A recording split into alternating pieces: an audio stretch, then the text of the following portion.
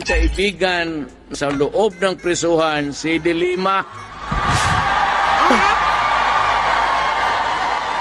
Kaya anong question yung kabila mga partido? Hoy, liga, executive order. Yung mga turista mas behave na hindi mag-participate ng mga ano. Kundi na, kailangan lumabas sila, i-deport. Firmado, De Lima. Kita mo ang gaga, tahimik. Yung kami pa ang masama. Sabihin, ganon. Ilabas ko tuloy dito yung ano niya, pati yung aso, karga-karga niya sa opisina, lumabas doon. Yung video, nangangamoy pa. Ano, side. May naamoy na masama.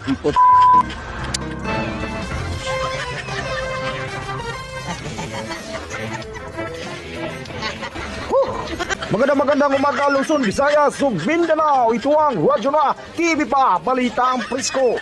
Excuse me po. Kunitay! Wey, kunitay!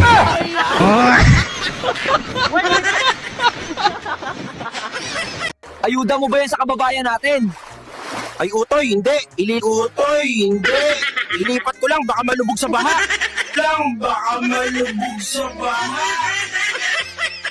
Walang gamot sa kakapalan ng mukha mo. Lalay! Talagang bilib ako sa iyo. Bilib ako sa kapal ng mukha mo.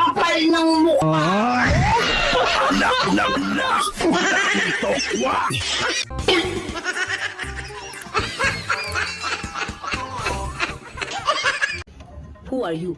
Sino ka? Alright, welcome back to my channel. How is your life over there mga kababayan? Alam ko, grabe po, maulan pa rin. Grabe pa rin ang baha, no? Hold on kayo mga kababayan dyan sa Visayas at Luzon kasi pagkamin na naman itong si Uwan.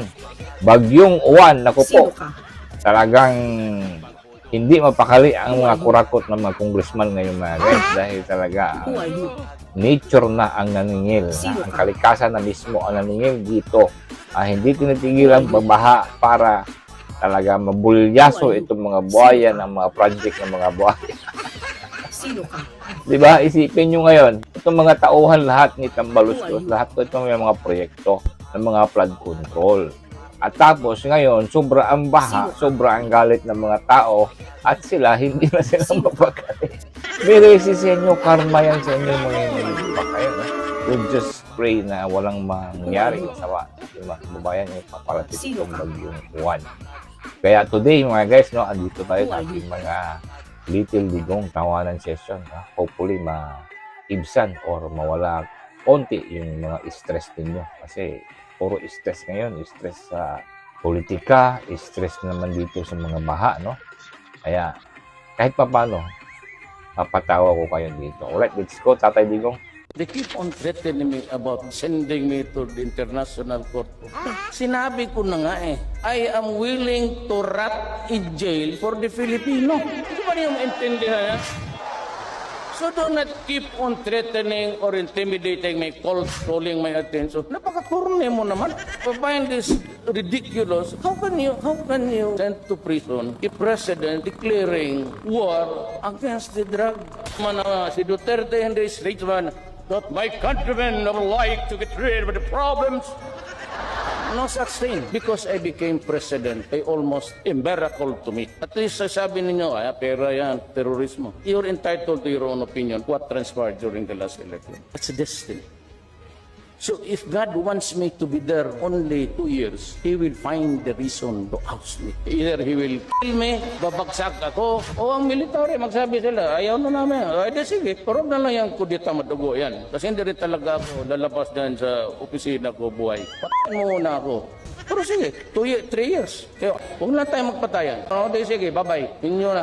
O, di kayo, so you solve the problem of the Philippines. So, what does that mean to me? That is part of my destiny. Huwag ninyong akong takutin kasi para sa akin, bigay ng Diyos yan. Ang buhay ko, pati yung trabaho.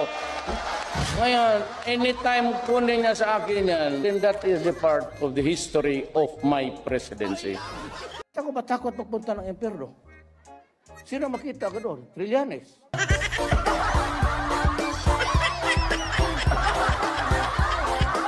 Hindi ko pinikot ang aking asawa. Pero, Tinakot mo siya? hindi ko siya tinakot. 3 beses ako nag-propose sa kanya. Hindi na ba yung bakla? 3 beses ako nag-propose at 3 beses niya ako hinindian. Yawa?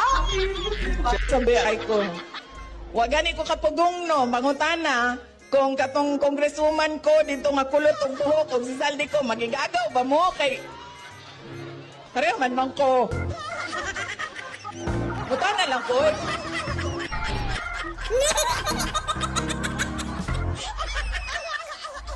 Kung nagagalit sila, hindi ako sumusuporta sa kaalyado ni Tito Sen. Kakampi ko yung mga ninakawan eh. Alam ka naman, Tito Sen, kampihan ko kayo. Yung mga kakampi mo, magnanakaw. Para magtanga nun. Hindi, dito ako kay Bibi Sara. Dito ako. Dito ako sa DDS. Magdedeklara na akong DDS. Mag-a-apply na akong Senador Bryce. Apply na akong senador dito kay BP Sara. Oo, titikat ka na. Titiket na ako. Tito Sen, ganun ba yun? Wala ba akong sariling buhay? Wala ba akong sariling desisyon? Nagagalit sa akin si Tito Sen dahil kumakampi ako kay BP Sara. Ano to, habang buhay, perket magkasama tayo dati, Tito Sen, perket magkaibigan tayo dati. Hindi na pwede akong maniwala kay BP Sara at siya ang pinaniniwalaan ko na susunod na magiging presidente ng Pilipinas dahil wala akong presidente mo. Tuta mo, Tito Sen, habang buhay? Teka muna. Kung ako'y tuta ako ng taong bayan. Tuta ako ng mga taong may hirap na ninakawan nitong gobyerno to. Ako Tito Sen, hindi lang naman yung kabit mo yung alam ko. Di ba meron kang girlfriend sa Itbulaga habang may asawa ka, Tito Sen? Gago! Who are you? To demand. Sino ka? Ang sabi nga ni Bongbong, lahat daw ngayon ang katapat ay pera lang. Ayan, si Claire Castro, dating anti-Marcos, tinapalan ng milyon para magsalita na pabor siya kay Bongbong at kay Lisa. Kaya wag na kayo magtataka kung sasabihin ni Claire Castro na ang utot ni Bongbong at ni Lisa Marcos ay mabango. Dahil siya ay bayaran. Ay pera lang yan eh.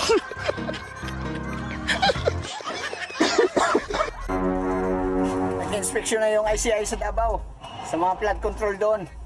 Tapos na kasi, kaya kailangan ng inspeksyonin. Sa Ilocos, tapos na rin. Tapos ng bayaran, pero hindi pa nasimulan. Hindi lamang na mas mabigat ang bagsak ng ulan ngayon, kung hindi ay hindi na sumusunod sa dating schedule ng bagyo.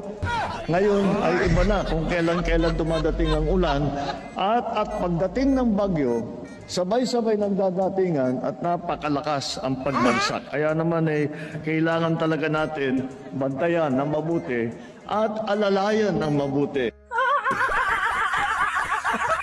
Heto, sira-sira ngayon ang simento, humuhok, habang ang mga tubo putol-putol.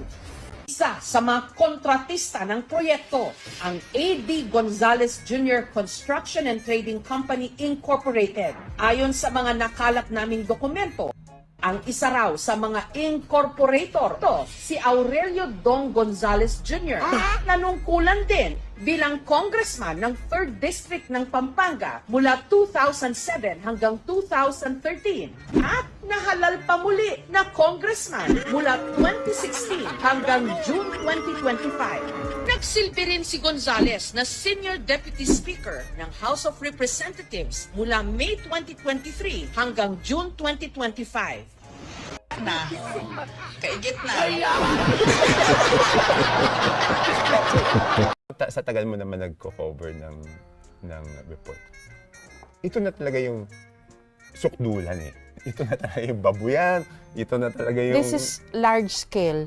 Hindi, ibig sabihin, may madidinig-dinig ka, pero hindi yung, paano mo ba yan? Hindi institutionalized. That is small scale. Hindi tama. Hindi mo sinindikato yung buong gobyerno. Sus Mariosep. Ito bang Dolomite? Dolomite? Alam mo, marami nagre-reklamo dyan. Nagawa na nga ni Secretary Simato ang lahat para mapaganda yung ayaw mo pa yan. Sabi nga ba, si Duterte, babae ba yun? Hindi, no? What is beautiful is beautiful, period. Dolomite is beautiful to the eyes, period. Huwag ka na magtanong kasi hindi naman ninyo kaya kung kayo. You had your chance actually. For so many years, you had every chance to do it. Was there anybody willing to take the problem by its own? My beloved countrymen, expect to pass to this world but once. Therefore, any good that I can do to any fellow creature, let me do it now. Let me not differ or neglect it, for I shall not pass. Ayan, Tatay Digong, nakakamiss ka talaga. Ha? At itong last video mga guys, tingnan nyo. Ito, yung apo ni Tatay Digong, meron siya sasabihin. Masaya daw si Tatay Digong. Nagstorya lang ako gi-share siya tong ni adto gud si BBM sa ASEAN unya ang mga picture niyang nigawas. Katawa.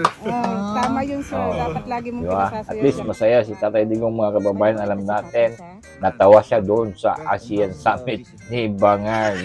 Bayang-paya yung Bangag doon na time, di ba? Oo, at least napasaya si Tatay Digong. Tatay Digs, we miss you so much, no? Sana ngayong Pasko, yun ang wish natin lahat, no? Sana ngayong Pasko ay makauwi na si Tatay Digong. Alright mga kababayan, no? Maraming salamat sa inyong panonood and I hope na patawa ko kayo dyan kahit papano, no? Hold on lang tayo dito sa mga pagsubok at malalagpasan natin ito lahat. Alright, God bless you all. I love you. What about your wife? My wife doesn't love you.